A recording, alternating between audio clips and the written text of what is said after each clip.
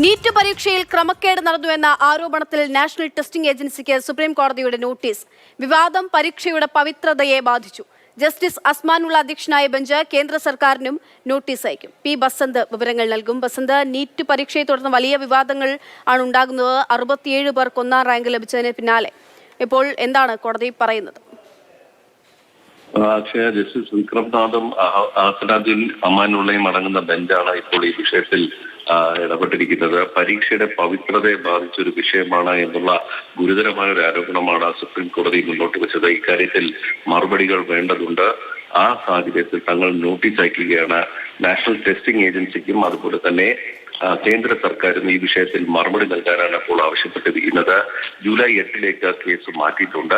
പക്ഷേ തൽക്കാലം കൗൺസിലിംഗ് തുടരട്ടെ എന്നാണ് ഇപ്പോൾ സുപ്രീം കോടതി വ്യക്തമാക്കിയിരിക്കുന്നത്. കൗൺസിലിംഗ് തടയണമെന്നുള്ളൊരു ആവശ്യം അനുവദിച്ചിട്ടില്ല.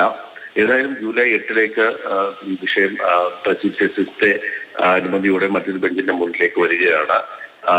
ഈ നീറ്റ് പരീക്ഷയുമായി ബന്ധപ്പെട്ട് ഗുരുതരമായ ആരോപണങ്ങളാണ് ഉയർന്നത്. 720 മാർക്ക് ഏകദേശം 67 പേർക്ക് ലഭിച്ചു എന്നുള്ളതാണ്.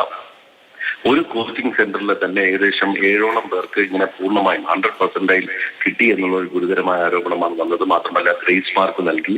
അപ്പോൾ ഒരിക്കലും ലഭിക്കാത്ത മാർക്കുകൾ പലർക്കും ലഭിച്ചിരിക്കുന്നു എന്നുള്ള വലിയ ആരോപണമാണ് പ്രത്യേകിച്ച് ദക്ഷിണേന്ത്യയിലെ വിദ്യാർത്ഥികളുടെ ഭാഗത്ത് നിന്ന് ഉയർന്നിരിക്കുന്നത്.